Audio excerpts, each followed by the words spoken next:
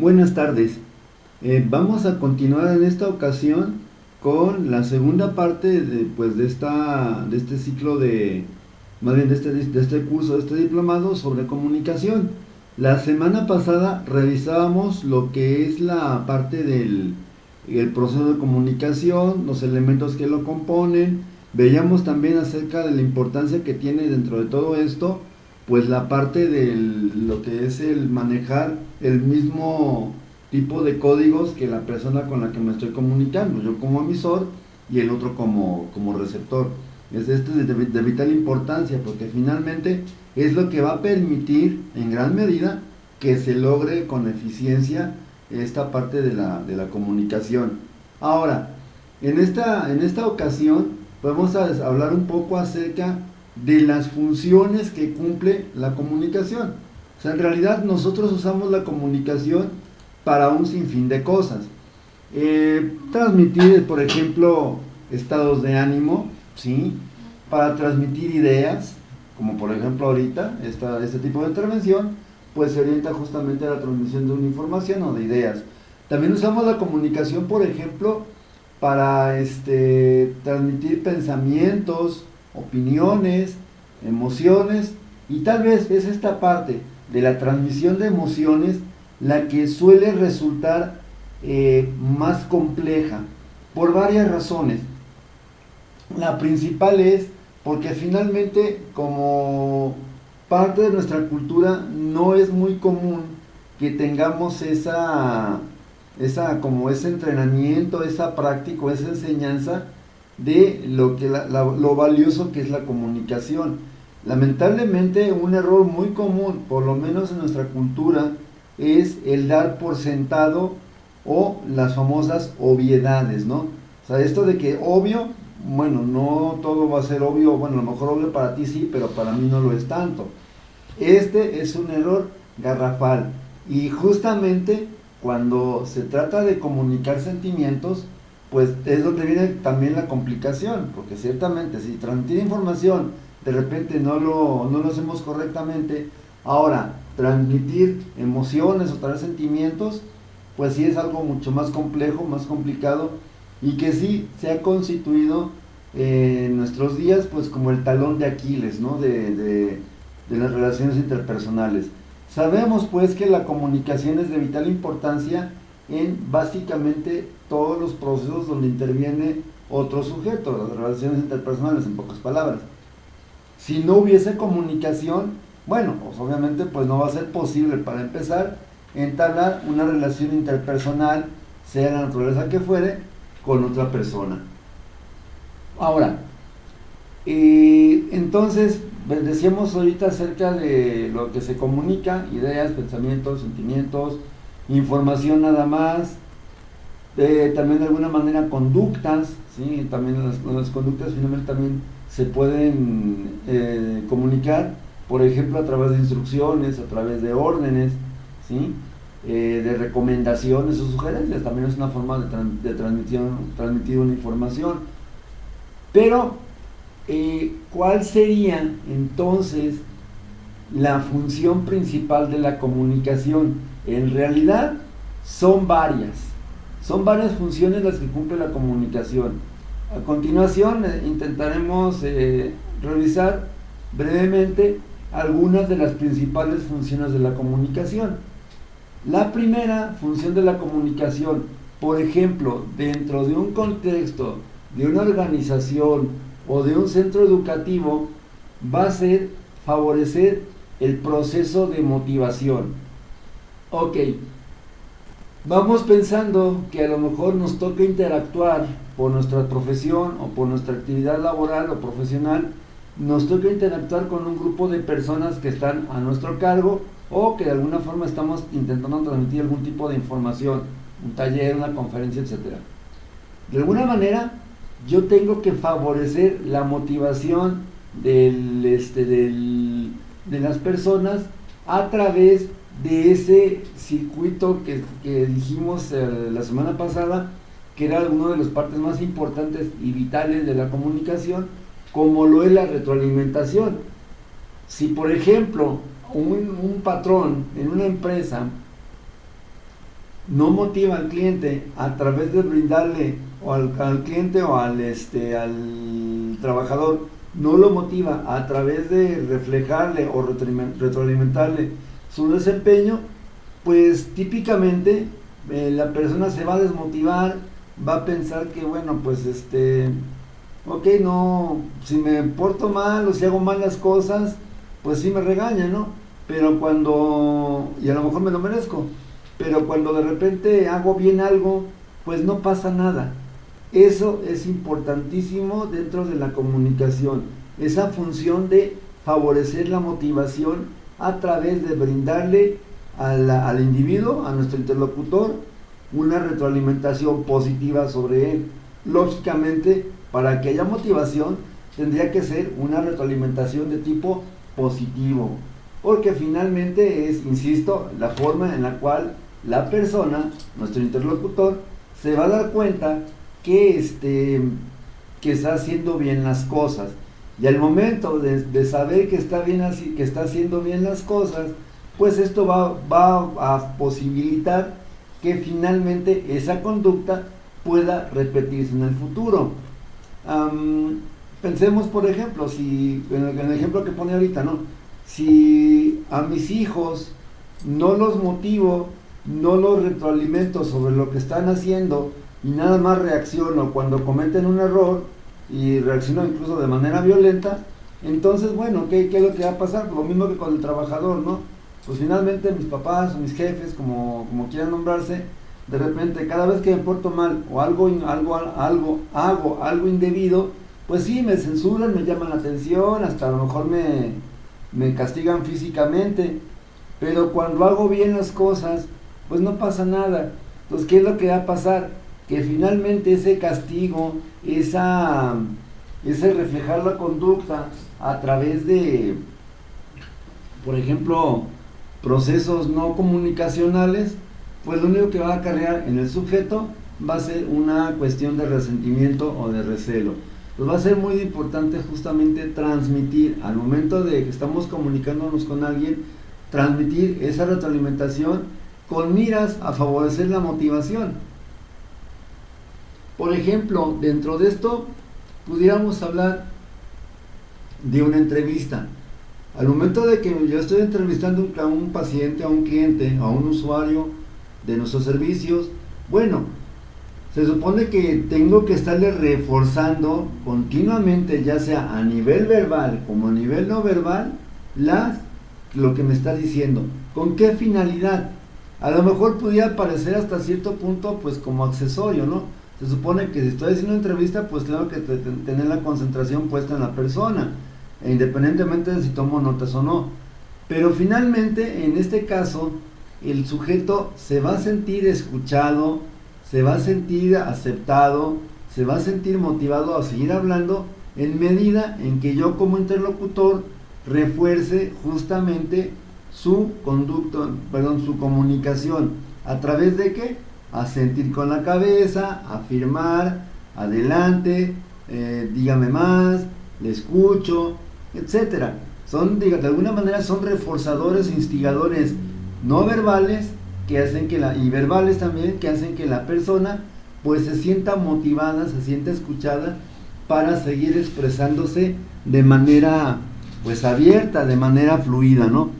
Quienes nos dedicamos o quienes hacemos entrevistas como parte de nuestro trabajo cotidiano, ya sea con pacientes o con alumnos o con usuarios de servicios, pues sabemos la importancia que tiene justamente esta función para hacer que la persona pues siga mantener una comunicación fluida. ¿Qué pasaría, por ejemplo, si me toca atender una unidad de intervención en crisis o una llamada, por ejemplo, así como del estilo de 911, y a lo mejor la persona que está hablando es un sujeto, una ama de casa, un joven, una jovencita, que a lo mejor está intentando atentar contra su vida? Pues obviamente depende al 100% de mi habilidad para mantener la comunicación abierta y aparte que sea motivante para él o ella, para que finalmente logre disuadirse de atentar contra su vida. Y aquí sí va a ser en este ejemplo concreto va a ser muy importante esta función de la comunicación, dado que no tenemos otra, ¿cómo decirlo? Otra vía más que lo que estamos escuchando a través del teléfono, ¿sí? Entonces va a ser importante siempre, pues finalmente, esa función motivacional que tiene para una persona a través de saberse retroalimentado positiva o favorablemente. Eso sería en cuanto a la primera función de la comunicación. Tenemos otra función que, bueno, ciertamente aquí es la función más clásica, que puede ser dentro del contexto organizacional formal, por ejemplo una empresa, una fábrica, una asociación, un grupo, y la organización no formal, que puede ser, por ejemplo, la familia en este caso. Bueno, esta otra función la vamos a denominar función de control del comportamiento individual. ¿Qué significa esto? Que a través de la comunicación el interlocutor logra hacer que la otra persona actúe en conformidad con los lineamientos, los códigos de conducta, la reglamentación que le exige la pertenencia a cierto grupo. En pocas palabras, ¿qué significa esto? Que finalmente la persona que es mi jefe tiene la facultad de dar órdenes y lógicamente esperar que estas órdenes sean contestadas, que estas órdenes sean pues seguidas al pie de la letra y de manera puntual. Por eso va a ser importante esta función también, porque finalmente tiene que ver con el cumplimiento de objetivos o con el cumplimiento de ciertos códigos de conducta.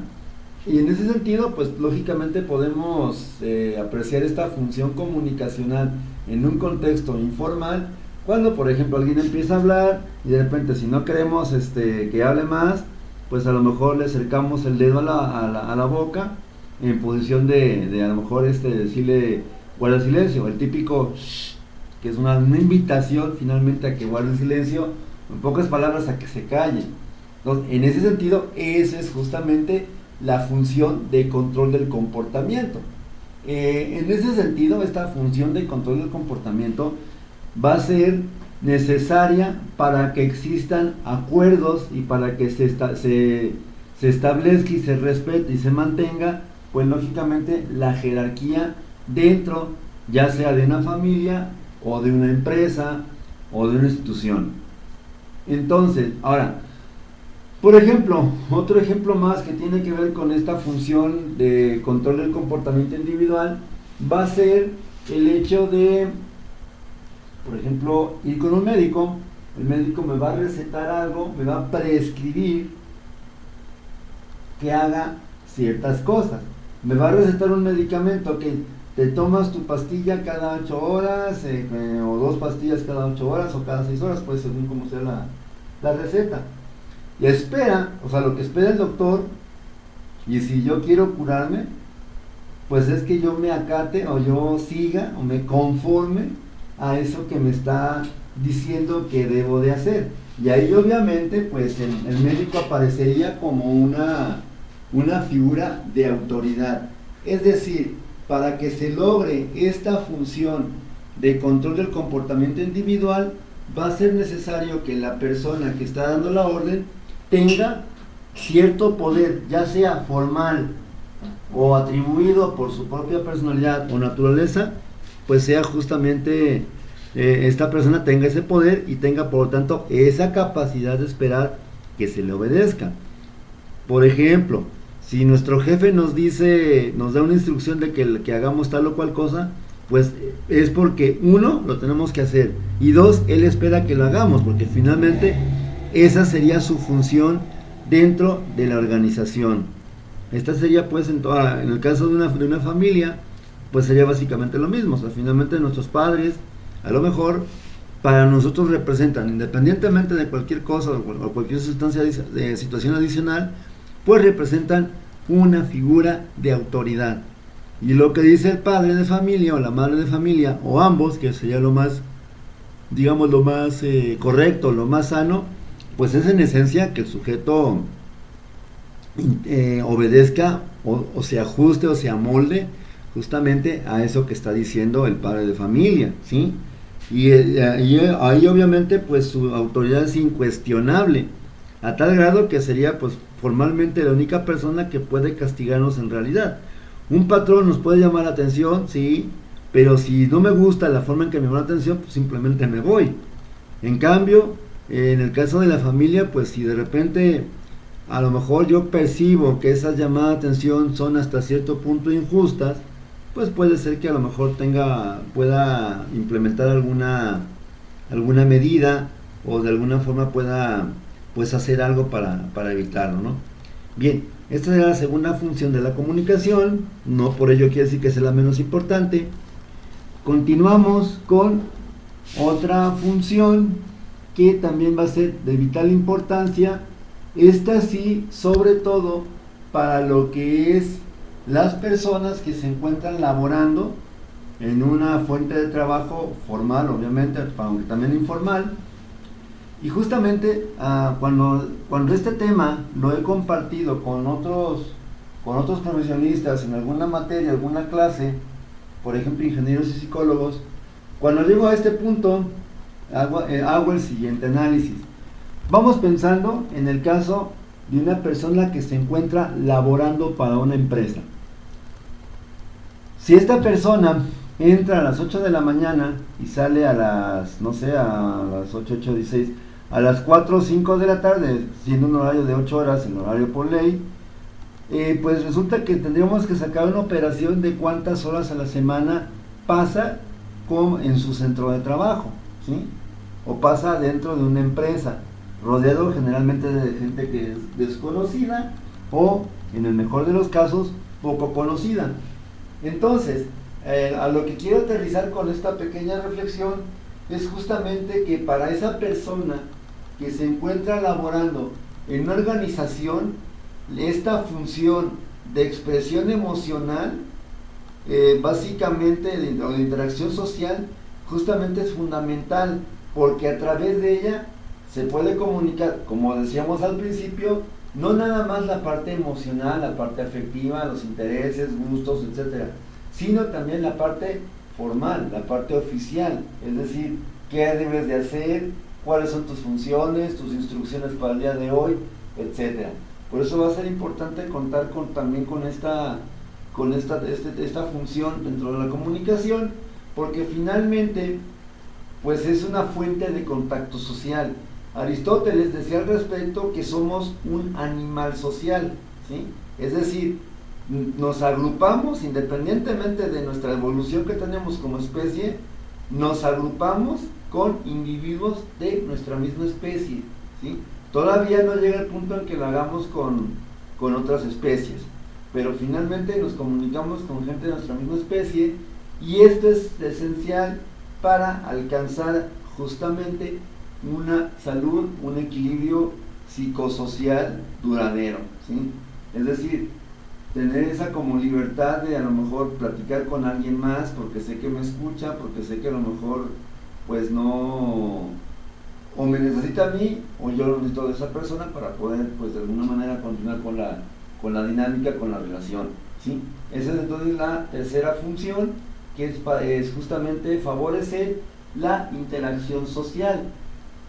Una persona que dentro de este aspecto es demasiado tímida o es demasiado aprensiva con esta comunicación, lógicamente no va a poder satisfacer esa necesidad de expresión emocional. Ojo, subrayo, estas personas que son calladas no es que sean raros de otro mundo, que no tengan lo mismo que yo, que no sientan lo mismo que yo.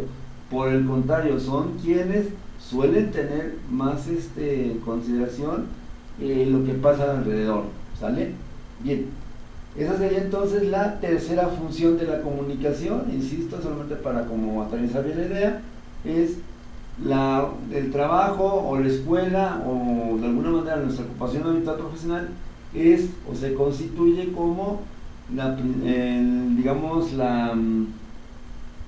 algo esencial para lograr esa armonía dentro del grupo, dentro de la área de trabajo y también, ¿por qué no?, dentro de la familia.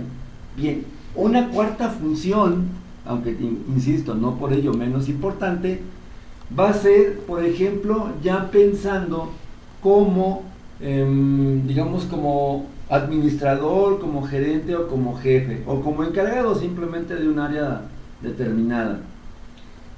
Se dice que yo no puedo decidir de manera arbitraria si no tengo todos los argumentos necesarios para poder tomar una decisión. Y justamente el hecho de tener toda la información necesaria se logra única y exclusivamente a través de un proceso de comunicación, ¿sí? Y en este caso sería comunicación formal, esto un poquito lo vamos a ver un poquito más adelante, pero sería justamente a través de un proceso de comunicación formal. En este caso, yo no puedo tomar decisiones sobre a lo mejor contratar más personal, hablando de la organización por ejemplo, si no tengo un estado actual de la plantilla laboral.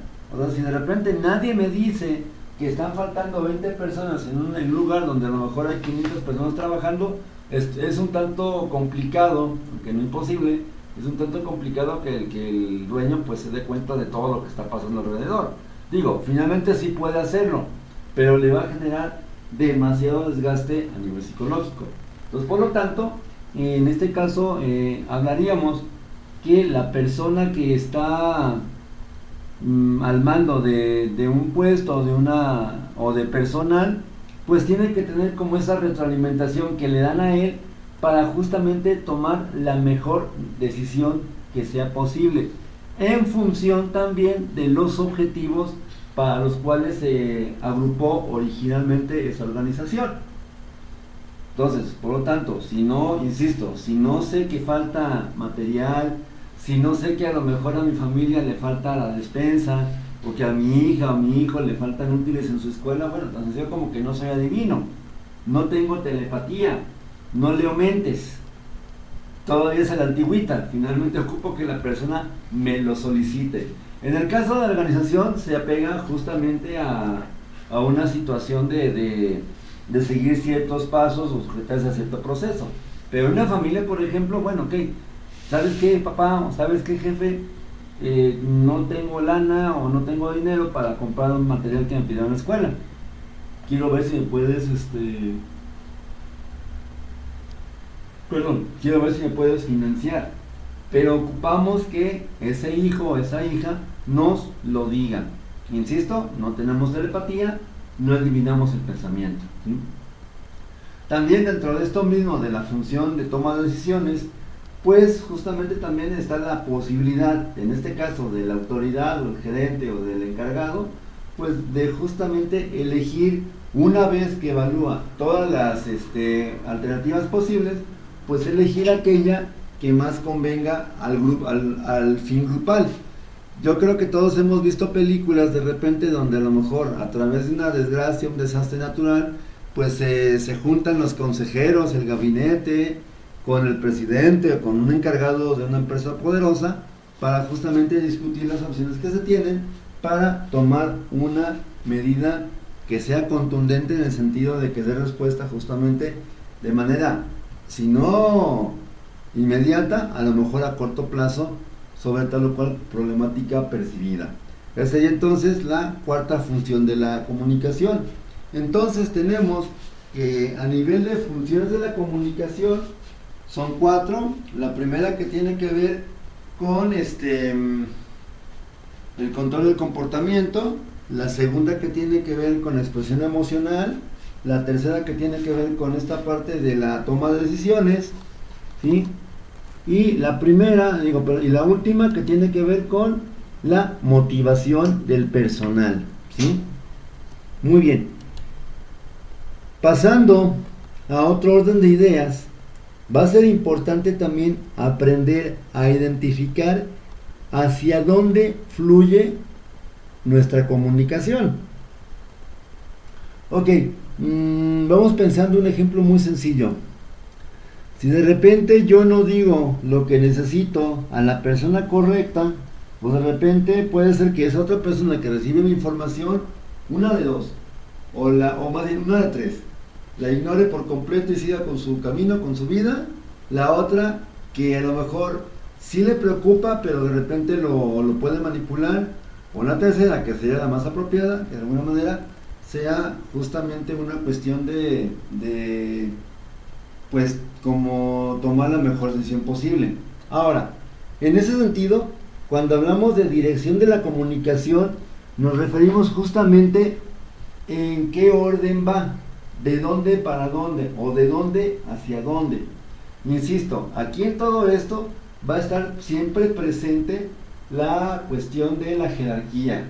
Insisto, puede ser una jerarquía formalizada por oficio o por orden del gobierno, por ejemplo, o la autoridad, por ejemplo, de un padre de familia. Ahora, en este respecto del padre de familia, creo que es muy común, o es algo ya muy conocido, que tal vez nos pasó cuando éramos más chicos, más jóvenes, adolescentes tal vez, o jovencitos, o jovencitas, que a lo mejor de repente quería pedir un permiso, ¿sí? Y típicamente iba con mi papá o con mi mamá, según con quién me llevara mejor, para que me diera el permiso. Típicamente, el primero con el que voy me va a decir, ok, avísale a tu padre, a tu madre, pues, para que no esté con pendiente. Entonces, finalmente, aquí se estaría respetando una dirección en sentido vertical, que va desde abajo hacia arriba, en este caso sería vertical ascendente. Una comunicación que se apega justamente a las normas de autoridad, a los diagramas de flujo comunicacionales, pero que también finalmente va de personas que tienen rango bajo a nivel de autoridad o nulo incluso, hacia personas que tienen mayor control o mayor jerarquía. Esa sería entonces la dirección, como vamos a ver a continuación, más bien sería esta, ¿no? La dirección vertical ascendente, que en este caso va, por ejemplo, desde un obrero, un empleado, un técnico, un cliente, puede ser un familiar, puede ser mi papá, mi mamá o mis hermanos mayores, hacia la persona que tenga mayor jerarquía o mayor peso dentro de la dinámica de esa familia. ¿Qué significa esto? Pues muy sencillo. Esta comunicación va de abajo hacia arriba y generalmente va a tener un matiz de retroalimentar a justamente la persona que está por encima de mí a nivel comunicacional. Va a tener como esa finalidad de retroalimentar a lo mejor hechos que pasan, conductas que han pasado. No nada más la forma, digamos, la manera formal, ¿sí? Sino en este caso, básicamente lo que está pasando con el grupo. Un ejemplo también muy clásico para poder pasar al siguiente va a ser cuando un trabajador en un área de trabajo cumple, no sé, a lo mejor el primer año de labores continuas. Bueno, quiere decir que una vez que pues ajuste el periodo, el primer periodo vacacional por ley, que son 6 días a partir del primer año, ¿sí? Entonces yo voy a querer tomar mis vacaciones, ¿sí? O negociar una salida con mis amigos tal vez. Voy a requerir, si tomo vacaciones, voy a requerir a lo mejor hacer un escrito, hacer un oficio o una circular y mandarla a mi jefe inmediato para que él a su vez la siga subiendo y de regreso. Finalmente la que va de regreso es autorizo o no autorizo, punto, y para que va rápido, ¿sale?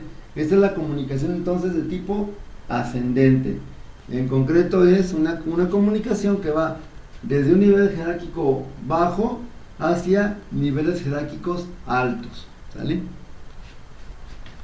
La otra pues sería lógicamente el opuesto a la comunicación ascendente, sería la comunicación tipo vertical descendente.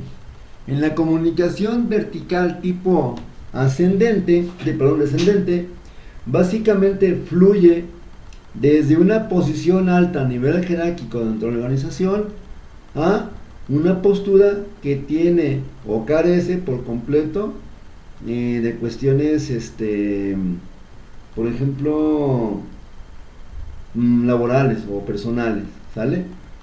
Ahora, cuando nosotros hablamos, por ejemplo, de comunicación descendente, pues básicamente yo como patrón, yo como jefe o yo como padre de familia asigno una tarea, doy una instrucción, como decíamos hace un momento, se supone que yo espero que me obedezcan, y de alguna manera entonces esta comunicación vertical descendente se va a usar típicamente para lo que es la asignación de roles y tareas dentro de un sistema comunicativo.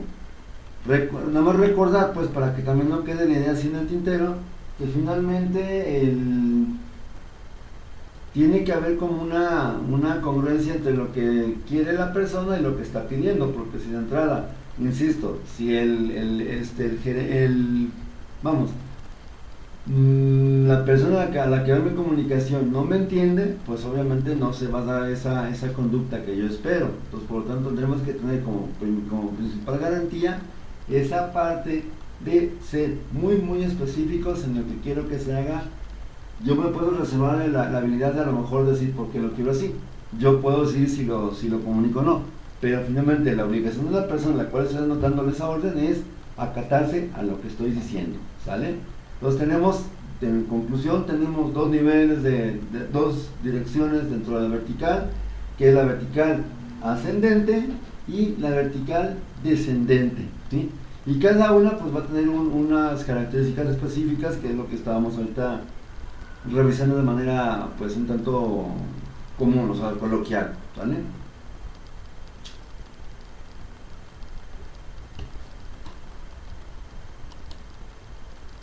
Pero, sin embargo, no toda comunicación va a respetar esa jerarquía o esa cadena de mando. Si hablamos de características organizacionales, puede ser que haya comunicación de tipo horizontal o también llamada comunicación lateral. La comunicación que conocemos, por ejemplo, como las órdenes, o de repente la comunicación que conocemos a través de transmitir información que necesita para tomar una decisión, pues esa dirección sería la dirección vertical, ¿sí? Que puede influir de arriba hacia abajo, de abajo hacia arriba. En este caso, la comunicación lateral va a ocurrir entre personas sin características similares a las de la persona que se quiere comunicar. Es decir, ¿qué significa esto? Básicamente, pues que yo como persona que pertenece a un grupo, voy a buscar afiliarme o asociarme con personas que comparten un status quo similar al que yo tengo, ¿sí? Justamente para hablar de lo mismo y sabiendo pues que de alguna manera esta parte tiende a ser como la que homogeneiza justamente las organizaciones. Se supone que esta comunicación tendería a llamarse no formal o informal. La comunicación formal oficial es la que sigue la cadena de mando, ya sea en sentido ascendente o sentido descendente, y que es por lo tanto la comunicación vertical. En esta comunicación lateral, algunas veces digamos los personas que se involucran en un acto de comunicación pueden tener justamente la necesidad de cuchichear entre ellos mismos para a lo mejor recibir la retroalimentación adecuada o a lo mejor adquirir información vital. Algunas veces la comunicación horizontal se puede entender como un proceso que la empresa motiva o instiga. Sin embargo, no siempre va a ocurrir así. Es bien conocido que muchas empresas, dentro de sus políticas de manejo de personal, pues impidan que haya gente familiar o amigos o conocida, pareja, padre, hermano, etcétera, en el mismo lugar o área de trabajo. ¿Por qué esto? Porque finalmente esa digamos afinidad que siento por las personas puede nublar, y de hecho lo va a hacer, mi juicio crítico. Por eso es importante decir que la comunicación lateral pues ciertamente se va a dar entre personas del mismo nivel jerárquico, pero que algunos grupos tienden a enjuiciarla. Imaginémonos, por ejemplo, un aula de clases, donde el profesor a lo mejor estableció dentro de su encuadre de la materia justamente el hecho de no poder dialogar o no poder interactuar con otros alumnos o otros compañeros de la clase mientras se está impartiendo la clase. Esta medida, pues de alguna manera va a tener dos efectos. El primero, va a traer las antipatías por parte de justamente los alumnos, ¿no? La segunda, va a ser que de repente, si alguna persona de repente no entendió bien a la primera, o se atoró, o de repente se perdió completamente en el espacio de la información, pues a lo mejor la opción era pedir la ayuda de otro. Pero si esa política no existe, por lo tanto, pues va a ser muy complicado que a lo mejor se dé un proceso adecuado, un flujo adecuado de la comunicación. Aquí, el peor error que se puede cometer dentro de todo esto va a ser algo muy sencillo. Puede pasar que a lo mejor se rompa la cadena de mando o la jerarquía y yo comunique con otras personas que no pertenecen al mismo nivel jerárquico información privilegiada para mí, o bueno, información privilegiada que a lo mejor mi jefe o mi encargado o mi supervisor me encomendó, ¿sí? Sería un poco como jugar al teléfono descompuesto. ¿Quién no ha jugado o quién no ha hecho esa dinámica justamente como forma de presentarse o como para favorecer la comunicación justamente entre el grupo de pares? En ese sentido, típicamente, el mensaje que lleva, el mensaje con el que empieza la persona a interactuar con los demás y así transmitir el mensaje de persona a persona, el que está hasta el final de la fila de lo que es ¿cómo se llama esto? La comunicación horizontal, de repente el mensaje va a ser completamente incoherente, de repente muy hilarante, porque de repente dicen cada cosa, o se dice cada cosa, y finalmente se desvirtúa esa información, ¿no?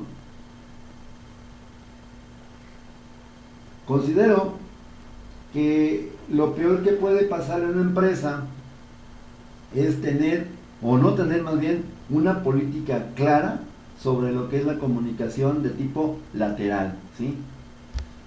Aclarando el punto, hay otro tipo más, nada más creo que no viene en la información, dejen checar, no viene, hay otro tipo más que se llama comunicación o dirección diagonal. En la lateral es entre personas del mismo nivel jerárquico, ¿sí?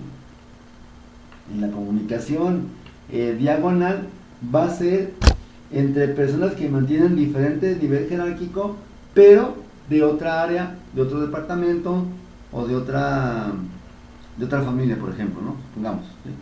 Entonces, finalmente, esta comunicación diagonal acaba convirtiéndose muchas veces en el famoso rumor, de repente el chisme, el mitote, el argüende, como lo quieran llamar, ¿no? Bien, continuando, vamos a ver ahorita un poco acerca de las redes de comunicación. Esto aplicaría de manera exclusiva, tal cual, a una organización, pero también es posible que lo podamos extrapolar a un sistema de comunicación no necesariamente formal, o sea, no necesariamente una empresa.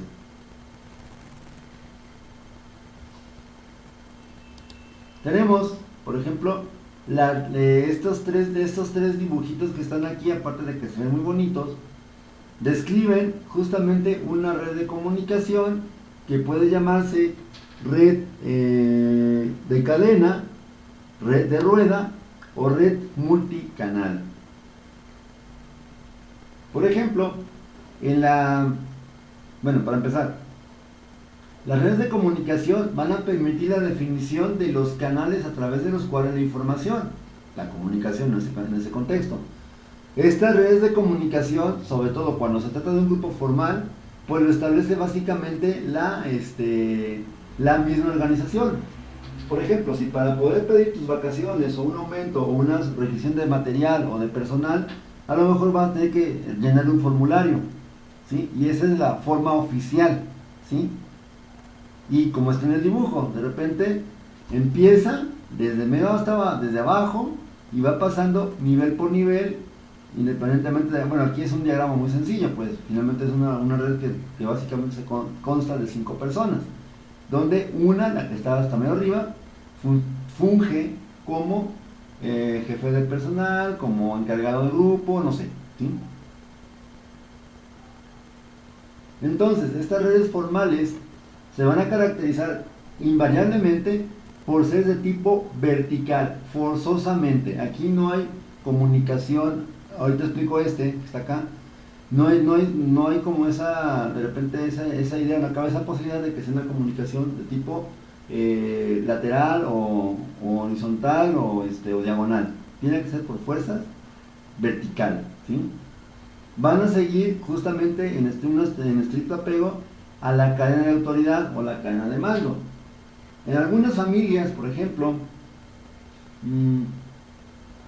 para obtener un permiso, como ponemos el ejemplo hace un rato, para poder un permiso se requiere tener el permiso de ambos padres. Supongamos una muchacha que quiere, no sé, salir de fiesta con sus amigas o una salida con el novio, de repente, pues a lo mejor va a ir con la mamá, que por cierto, en este ejemplo, muchas veces se elige a la persona que resulta más fácil de persuadir, más fácil de convencer, ¿sí? Pero finalmente estoy siguiendo una cadena de mando, o sea, finalmente, aunque sea adulto, no se manda solo, o aunque, mientras esté viviendo pues en una casa, pues finalmente tiene que ver con esta parte de seguir esa cadena, esa jerarquía, esa cadena de mando, ¿sí? Entonces, estas son las redes formales. Ahora, ya en concreto, cada ejemplo de red, por ejemplo, la red de cadena es básicamente la que se describe de manera prototípica. Personas de bajo nivel suben la información a su jefe inmediato o a la jerarquía siguiente, y esta a su vez a la última jerarquía. En el ejemplo que decimos ahorita de la niña que quiere ir a la fiesta, ok, le va a decir a mamá, ¿sí? O bueno, no sería aquí, este sería a lo mejor el comunicante, el emisor. Aquí sería la mamá, ¿sí? Pero la mamá tiene que finalmente, para consensuar o para poder autorizar a la que está hasta abajo, tendría que haber un diálogo entre ellos, una puesta en común, una toma de acuerdos o decisiones para decir, ok, ¿sabes qué? Si vas o no vas, ¿sí? El problema está justamente que a veces, como decía hace un momento, señalaba hace un momento, a lo mejor los hijos o la muchacha pues puede de alguna manera justamente proceder a pedirle autorización a la persona que tiene, más bien no, que tiene poder, sí, pero aquella que no es fácil de convencer, para que ella sea quien funja como puente y finalmente obtenga el permiso que la muchacha quiere, ¿sale?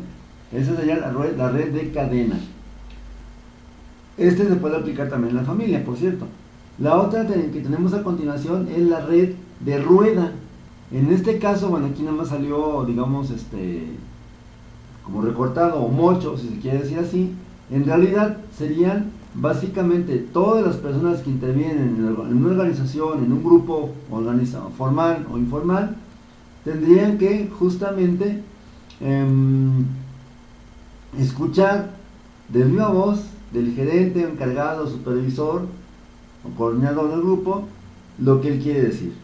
Y entonces de repente, ok, para justamente evitar el teléfono descompuesto, para evitar jugar a esto, de repente yo directamente, ok, ¿saben qué, señores? A partir de hoy se va a hacer esto, o ¿saben qué, hijos? A partir de hoy no hay permisos, o sí hay permisos, pero con tal o cual condición. Justamente para evitar esa desvirtuación que pudiera hacerse acreedor un sistema, por ejemplo, de red de cadena. Esa sería la red de rueda. Y hay otro que se llama red multicanal. En este caso, puede pasar que a lo mejor se rompe lo que es la cadena de mando, la jerarquía, y puede ser que yo tenga libertad de informarle, si a mi jefe inmediato, perdón, si a mi jefe inmediato, y a su vez le va a informar a su jefe, pero también mi jefe le va a informar a otro jefe y así. Es decir, se establece básicamente un circuito de comunicación de más de 2 personas. Pero sigue habiendo, o sea, sigue pasando finalmente esa información por una persona que tiene jerarquía. Nada más la diferencia entre esta y las dos anteriores es que de alguna manera sí hay libertad de que éste pueda comunicarse directamente con el de hasta abajo, brincándose estos dos niveles. Finalmente tiene el poder, ¿por qué? Porque es un poder formalizado, a lo mejor es el gerente, a lo mejor es el jefe de familia, un coordinador de grupo, etc. Estas, por cierto, son las redes formales. Sin embargo, tenemos, lógicamente, las redes informales. En este caso, las redes informales, como comentaba hace un momento, las podemos nombrar o denominar en su conjunto como el típico chisme, el típico rumor, donde completamente se ignora o se brinca la cadena de mando y básicamente yo le puedo informar a quien yo quiera, ¿sí? Aunque no necesariamente sea una persona que tiene poder o que tiene autoridad por el nivel jerárquico donde está ubicada.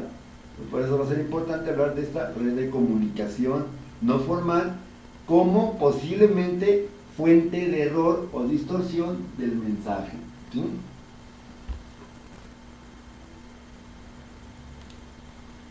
Ok, sin embargo, analizando ya, por ejemplo, lo que implica las redes de comunicación, las funciones de comunicación, quisiera terminar esa intervención con algo muy importante, y no porque sea el último quiere decir que sea el menos importante. Básicamente sería conocer un poco las barreras, o señalarlos por lo menos, las barreras que pueden impedir una comunicación confiable, una comunicación efectiva. Por ejemplo, el primer error que se puede cometer, y de hecho muchas veces se comete, es la filtración. Es decir, la persona que tiene poder manipula la información para que sea vista por otras personas de una manera más favorable para mí que soy el receptor. O sea como la pregunta. En este caso, esta filtración, serviría o sería en el sentido de que, ok, yo voy a decir lo que me convenga que la gente sepa, o lo que me convenga que la población tenga conocimiento, ¿sí? No es de ninguna manera toda la realidad, solamente es aquello que me hace ver bien, por ejemplo, como organizador o como fuente de información. Ese sería lo que es la filtración. Un ejemplo clásico de esto es a lo mejor cuando se manejan estadísticas por parte del gobierno, ya sea federal o estatal, de repente te hablan de que, bueno, Jalisco es es el estado número 1 en generación de empleos, bla, bla, bla.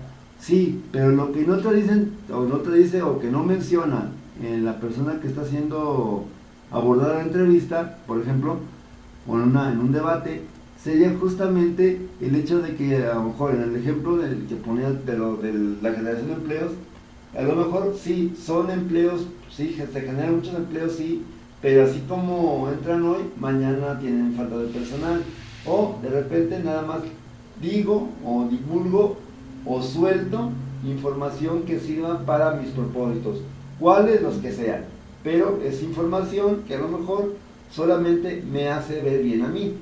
Cualquier parecido con a lo mejor actores políticos no es mera coincidencia. Finalmente esta estratagema pues de alguna manera la tienen muy pues como practicada casi de forma automática, aunque no lo es, justamente las personas que se encargan a lo que es la política, y no entendiendo política como lo que es el arte del buen gobierno, del gobierno a través del pueblo, la democracia, por ejemplo, sino a nivel incluso que no tenga que ver con esta parte de la comunicación, ¿sale?